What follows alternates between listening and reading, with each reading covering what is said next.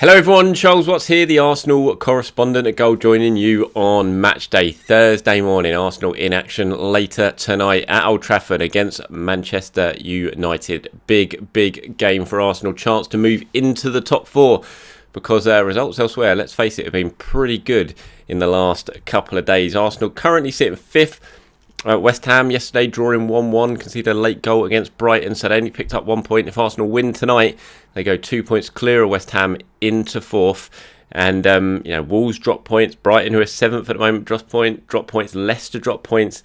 I mean, it's been a fantastic week for Arsenal in terms of the teams below them. So if they can get those 3 points today, then they will move themselves into the top four, have a little bit of a gap over fifth place in terms of 2 points, with West Ham at home to come. So it's a big few weeks for Arsenal coming up, starting tonight at Old Trafford. Horrible record there, really, in the last decade or so. But green shoots of recovery in the last couple of seasons. Drew 1-1 2 seasons ago, won their last season with Aubameyang's winner, albeit behind closed doors. So we'll certainly be going there tonight with a little bit more confidence, perhaps. And look, Mikel Arteta has a fantastic record when it comes to playing, managing against Manchester United. Yet to lose a game, home or away, against them. So he's got a very good record. So hopefully Arsenal will be going up there well prepared and full of confidence for what is a big game. Manchester United, kind of boosted by the arrival of Ralf Rangnick, obviously won't be in charge tonight. I think he will be at the ground by the sounds of it. He was there yesterday having a look around. I think he will be in the ground, but he's not going to be allowed to actually sort of be in the, be managing the team basically. So it'll be Michael Carrick in charge for them. Just looking ahead to that game, I wanted to sort of start the video off by the big talking point, really. And I'd love to get your views on this, so please do let me know in the comments below what you think should happen when it comes to the Arsenal left back tonight. Nuno Tavares or Kieran Tierney, who starts? I think it's going to be Nuno Tavares, and personally, after the performance he had last weekend, I think it should be Nuno Tavares. I can't really see, if you didn't take him out last weekend after his performance at Liverpool, I can't see how you can take him out after the way he played against Newcastle. But I know a lot of people are suggesting, Nuno struggled against Liverpool at Anfield last time in that tricky away game. Going to another big ground tonight in Old Trafford, he might struggle again. It might be a bit overwhelming for him again. Do you bring in the more experienced option in Tierney? I can understand that argument, absolutely, 100%. Even I asked Mikel Arteta about it yesterday. But I've just got the feeling he's going to stick with Tavares and hope that he can have a similar sort of impact, certainly going forward, than he did against Newcastle. And you've got to think United aren't the best of pressing when it comes to pressing. And if Arsenal can beat that press and they can have someone with the pace of Tavares racing down the left into space, then that could be a big benefit for them tonight. Mikel was asked yesterday, we were talking about the sort of Tavares-Tierney situation and how much stronger Arsenal are now at left back considering what they were last season. And you go back to when, I've spoken about it before, but you go back to the end of last season when Arsenal lost Tierney to injury and it absolutely killed them. They didn't really have any options there. Kolasinac had already sent out on loan, and that was what they thought of him. Even though without any backup to Tierney, they still sent the only left back away on loan, and that left him very short. Obviously, they had to move Granit Xhaka left back, move him out of midfield. It just killed them, basically. But now they're in a much stronger position. And this is what Mikel had to say when he was asked about the sort of competition between the two left backs. He says, that's the level we want to achieve, that in every position we have players that can perform at the highest level and can complement each other by giving you different qualities as well. Last year, when we had an issue with Kieran, when he was out for a while, we had to invent and play players in that position. And that's something, obviously, we want to eradicate as much as possible. That's why we made the decision that we made in the summer to try and fill the gaps that we have and make the team stronger. It's only about that. Kieran hasn't played a lot of games because he was still injured, and in others because once Nuno played and played well, I think he deserved a chance to continue playing. So that's Mikel Arteta on the whole Kieran Tierney, Nuno Tavares left-back situation. I think he's absolutely spot on. I think what Arsenal did in the transfer window this summer was very smart. Yes, there was a lot of criticism at the money that was spent, and initially people are, and myself included, thinking they haven't really improved the starting 11 that much. They've plugged the squad, improved the squad, not so much the starting 11, but at the moment it seems they've done both, because they've improved the starting 11 because most of them are starting, And they've certainly improved the squad, and the whole Tavares situation is a perfect example of that. Like we said, last year they were crippled when they didn't have Kieran Tierney. This year you can bring in someone like Nuno Tavares, and it's the same in midfield. Now they've lost Granit Xhaka for a long period of time. Obviously he's on his way back now, but he's been out for a long period of time. But because of their smart summer business and bringing in someone like Sambi Lokonga, they've been able to play Sambi, who's got better and better. It was fantastic at the weekend. Hopefully he'll have another good performance tonight. And that just shows the smart business Arsenal did in the transfer window. They certainly improved their squad, and they are very, very much stronger for it now. We've seen it in recent weeks. Hopefully we will see it again tonight. One area perhaps of the squad where they are struggling a little bit still is up front. I think that's certainly the area that they're going to look to strengthen next summer when it comes to the transfer window. They've got a lot of work to do when it comes to the forwards with Lacazette and Aubameyang and their age. Lacazette out of contract, Auba only having 18 months. Auba struggling for form at the moment. That's certainly an area they're going to look to improve on when the summer rolls around. I know a lot of you want them to improve in January. I can't see that happening. As I've said numerous times, I just don't think they'll have the money to really go big on a striker in January. It's something that will wait for the summer. Mikel, when I asked him about possible transfer business yesterday, said although they're preparing, they're planning, in case something arises, he's not expecting anything big to happen. And I don't feel like he's lying and just saying that. I feel like he's probably being truthful there or not. But he was asked ahead of this game. Like I said, Aubameyang scored on his last 2 appearances at Old Trafford. Scored the equaliser in the 1-1, then scored the winner from the penalty spot last season. So hopefully he'll have a little bit of confidence going into that game. But you've got to say, in recent performances, he's really, really struggled. He should have helped himself to 3 or 4 goals just in the last 2 home games. Take the Liverpool one out of it. He obviously had the chance up at Liverpool when Laka sent him through and Alisson saved from him. But certainly in the Watford game before that, and then Newcastle last weekend, he could have had himself 3 or 4 goals. He missed a penalty against Watford. He miscontrolled when he would have had an open goal in the build-up to Saka's goal that was disallowed for offside. He obviously nicked Odegaard's goal and ended up having that one ruled out for offside. Then at the weekend against Newcastle, he missed that sitter after Smith Rowe's header had been saved. So he could have should have scored at least 3 goals in the last 2 home games, but instead he scored none. He just looks like he's struggling a little bit when it comes to confidence, when it comes to belief.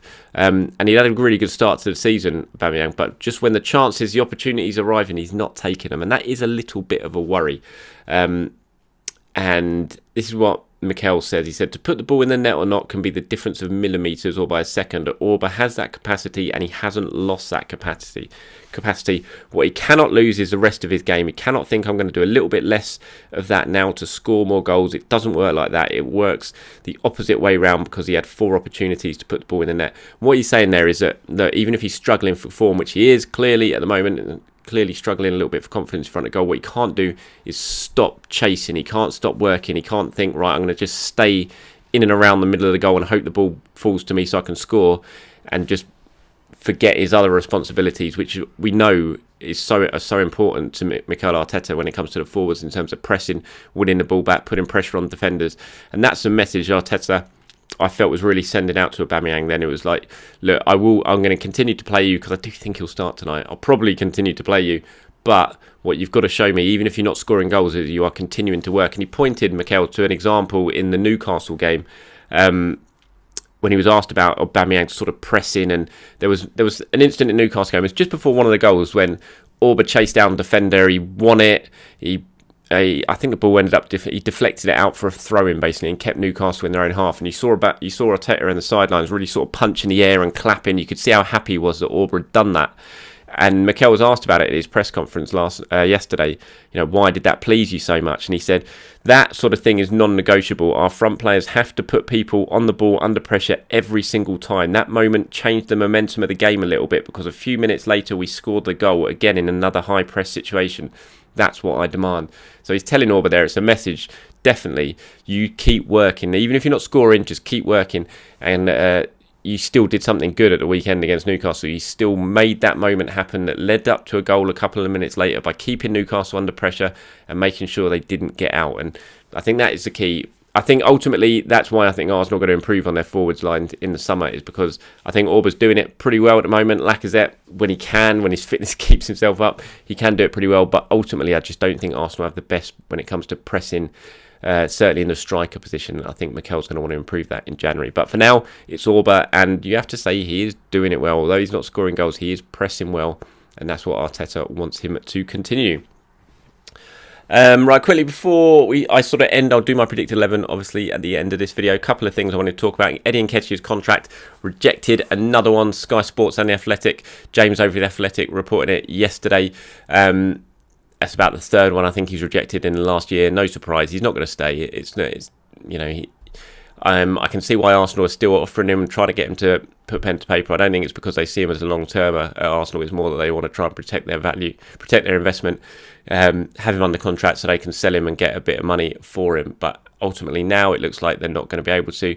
He's going to go on a free transfer in the summer. If he goes to England, they will be entitled to some compensation, but there's a big chance that he could go abroad. And if that does happen, then they won't get any sort of compensation really at all, or very, very minimal, which will be a blow. And it will probably end up going to tribunal just because of the rules when it comes to young players leaving on a free transfer. But, Arsenal hope he might go to an English club, and that will allow them to get a little bit more money than it would if he goes by tribunal. And they also, as part of the tribunal rules, they have to show as well that they've tried to get the player to sign a new contract. So this could almost be a symbolic thing rather, just to put them in a position to try and get more money when it comes to tribunal, rather than actually trying to get Eddie to stay, because I think they know deep down that he is going to be heading off, and I don't blame him. I just wish he'd gone in the last summer when Arsenal looked like they'd got a deal done with, well, they had agreed a deal with Crystal Palace as far as I'm concerned, as far as I've been told, and that broke down in personal reasons, over personal terms, and that's a shame, because you think Arsenal probably would have got about 10 million quid out of it, but instead they're going to get a lot less than that, if anything, when it comes to the summer. I still think they should keep him till the end of the season. I know lots of people saying, just get rid of him in January now, just do it, bin him off because he doesn't want to stay. Personally, I still would much rather see Follin Balogun go out on loan in January, keep Eddie and just play Eddie between now and the end of the season. I think it'll do Balogun a lot more good going out and playing the next 5 months on loan, rather than just sitting around and hopefully getting a few minutes here and there for Arsenal during the second half of the season. Balogun scored again yesterday in a really good win for the under-21s in the Papa John's Trophy. They've qualified from the group stages. From that, they drew 2-2 at Ipswich. They were 2-0 down, came back to 2-2. Balogun got the equaliser, a really good goal. Then they won on penalties, and that's seen them through to the third round. I think the third round draws on Saturday. Only Arsenal, Chelsea and Villa from the sort of Premier League academy teams in that competition have progressed through to the knockout stages. So credit to the Arsenal youngsters for that, coming up against senior players, don't forget, in that competition. So that's good to see. And Balogun again scoring. Yes, he can do it at that level against senior players, and he just doesn't need to play any more under 23s football. So personally, I'd just be keeping Eddie now. Whatever happens, keep him till the end of the season. Play him in the cup. If need, you need to give the other forwards a rest, and let Balogun go. Get 5 months under his belt somewhere, 4 months under his belt somewhere, playing week in, week out in senior football, and let him come back next summer far more experienced and hopefully a lot closer to being ready to make some sort of impact in the Premier League. Okay, finally, let's quickly go on predicted 11 for tonight, shall we? Remember, this isn't what I would choose or what I know Arteta is going to go for. This is me just trying to predict what Mikel Arteta is going to go for tonight. And personally, I don't think we're going to see any changes from the team that played against Newcastle. I'm taking a punt on the fact that Bukayo Saka is going to be fit for this one. We don't know. He was having tests yesterday. He was going to train yesterday, see how he reacted. I'm presuming that he got through unscathed. I haven't heard anything different, and that he will be involved. And if he will be involved, I think he'll start. If he doesn't, it'll be really interesting to see who Mikel goes for. Will it be Martinelli? Will it be Nicolas Pepe? We'll have to wait and see. But I just got a feeling it'll be Saka. I think he'll start. And it'll be an unchanged team from the team that played against Newcastle. So I'm going Ramsdale, Tomiyasu, White, Gabriel, Tavares, Partey, Sambi, Saka, Odegaard, Smith Rowe, Aubameyang. That's the starting 11. I'm expecting him.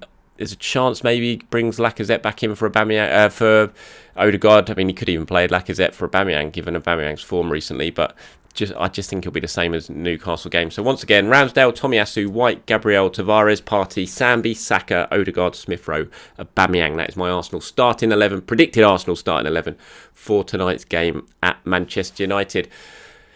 Right, everyone. that's it for today. I'm not going to Old Trafford. I can't. I've got to pick up the kids from school. Take the kids to school tomorrow, which meant I couldn't really stay over. It's a night game. It had just been all too much. So I'm going to have to cover it from home. I will be covering it as usual, so keep up for updates if you need them on my social media, but I won't be right there at Old Trafford, unfortunately. Hopefully it won't. That doesn't bring any bad luck. I'll still be wearing my lucky red shirt downstairs watching it on the TV. So enjoy the game wherever you're watching it around the world. Fingers crossed for an Arsenal win. Have a good day. Speak to you soon.